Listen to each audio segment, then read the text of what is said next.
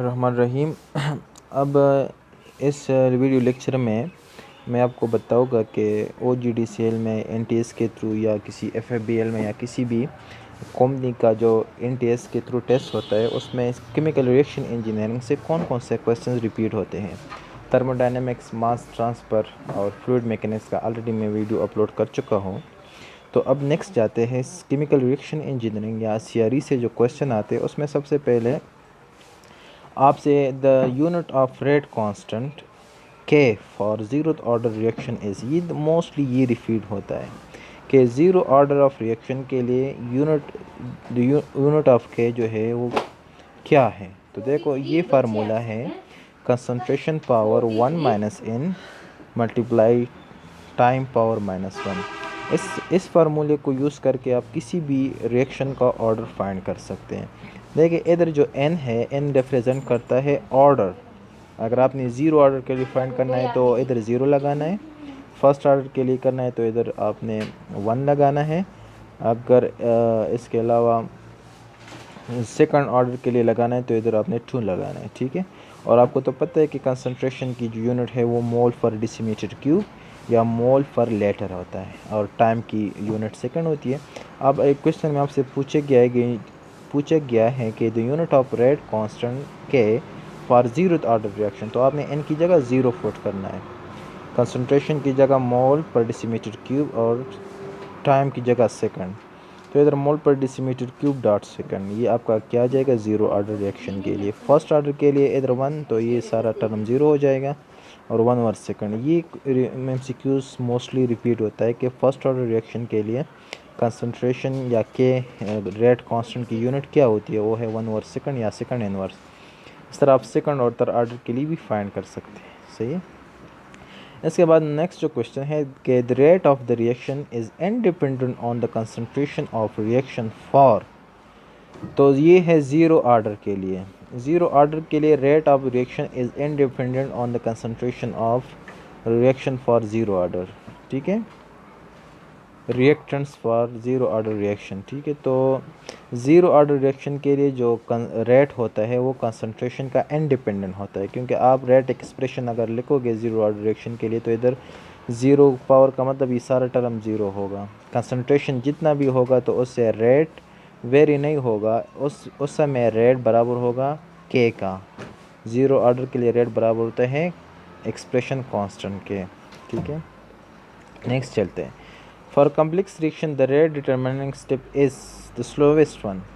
जब एक elementary reaction वो रिएक्शन होते हैं जो एक ही स्टेप में हो जाते हैं, उसका रेट डिटरमिनिंग स्टेप एक ही होता है। ठीक है, लेकिन जब एक केमिकल रिएक्शन बहुत सारे स्टेप में कम्प्लेक्स बन जाए और बहुत सारे स्टेप में वो कंप्लीट हो रहा हो, जिस तरह फॉर एग्जांपल A से B बनना हो तो A से पहले D बनता है, D से E बनता है, फिर आखिर में B बन जाता है। तो इस तरह के केमिकल रिएक्शन के लिए रेट डिटरमाइन स्टेप वही होगा जो स्टेप सबसे स्लो हो। तो स्लोवेस्ट स्टेप को आप कंसिडर करोगे रेट डिटरमिनिंग स्टेप। अब इसके बाद एक टर्म है मॉलिक्यूलरिटी। तो मॉलिक्यूलरिटी है वो एलिमेंट्री रिएक्शन में जितने मॉलिक्यूल्स इन्वॉल्व होते हैं उसे मॉलिक्यूलरिटी कहते हैं। Molecularity is defined as the number of molecules आप रिएक्टेंट्स। देखो रिएक्टेंट्स का नाम लेना ज़रूरी है, इधर प्रोडक्ट्स का मॉलिक्यूलरिटी का प्रोडक्ट से कुछ लेना देना नहीं। तो molecularity the number of reactant molecules involve in elementary reaction. Elementary reaction जो सिंपल रिएक्शन है एक ही स्टेप में कंप्लीट होते हैं, तो आपने रिएक्टेंट्स को देखना है, उसमें आपने सर्च करना है कि कितने मॉलिक्यूल्स इन्वॉल्व हो रहे हैं, या सिंपली ये मॉलिक्यूलरिटी थ्योरेटिकली भी आप कैलकुलेट कर सकते हैं। आप रिएक्शन को बैलेंस रिएक्शन को लिख दिया और रिएक्टेंट में जो मॉलिक्यूल है उसकी कोफिशिएंट का सम कर दे, तब भी आपके पास मॉलिक्यूलरिटी निकल आती है। इसके बाद half life period is independent on the initial concentration of first order reaction. First order reaction का जो रिलेशन है हाफ लाइफ से वो ये है कि जो हाफ लाइफ पीरियड है वो फर्स्ट ऑर्डर रिएक्शन की कंसंट्रेशन से कोई उसका लिंक नहीं है, इंडिपेंडेंट होता है initial concentration of first order reaction पे हाफ लाइफ किसी भी केमिकल रिएक्शन का। और एक और क्वेश्चन है 27 नंबर के, order of reaction must determine experimentally. ठीक है, अब मालिकुलरिटी आप थेरेटिकल फाइंड कर सकते हैं, लेकिन किसी भी रिएक्शन से आप रिएक्शन को देख के आप फैसला नहीं कर सकते कि इसका ऑर्डर क्या है। उसके लिए आपने एनालिसिस करना होता है। आखिर में आपके पास एक रेट एक्सप्रेशन आते हैं, तो रेट एक्सप्रेशन में जो पावर होते हैं कंपोनेंट्स है, उसको ऐड करने से आपके पास ऑर्डर ऑफ रिएक्शन निकल आता है।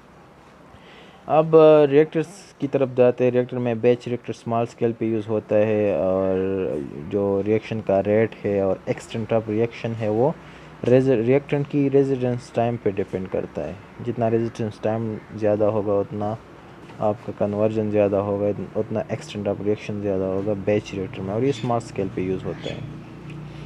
इसका बाद है कंटिन्यूस रिएक्टर्स में CSTR है, कंटिन्यूस टैंक रिएक्टर, या इसको बैक मिक्सिंग रिएक्टर भी कहते हैं। जो आपके साथ प्रोडक्ट बन जाए उसको वापस रिसाइकल, जो प्रोडक्ट जिसकी क्वालिटी जो प्रोडक्ट क्वालिटी मीट नहीं करती उसको वापस CSTR में रिसाइकल कर देते हैं, दोबारा रिएक्शन करवाते हैं।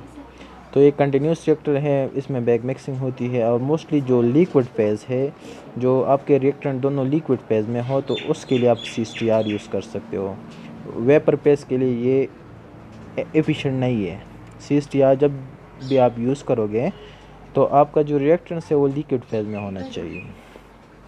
इसके बाद एक और कंटिन्यूस रिएक्टर है, वो है प्लग फ्लो रिएक्टर। ये हाई टेम्परेचर हाई प्रेशर के लिए यूज़ होता है, और मोस्टली जिसमें रिएक्टेंट होते हैं वो गैस फेज़ गैसियस फेज़ में या वेपर फेज़ में होते हैं। ठीक है, और इसमें जो मिक्सिंग होती है रिएक्टेंट्स की, वो या लेटेरियल मिक्सिंग या रेडियल मिक्सिंग होती है। ये बहुत इंपॉर्टेंट पॉइंट्स हैं। इसके बाद है एक टर्म सेलेक्टिविटी। ये डिफाइन हम इस तरह कर दें कि number of moles converted to product divide by number of moles converted to access.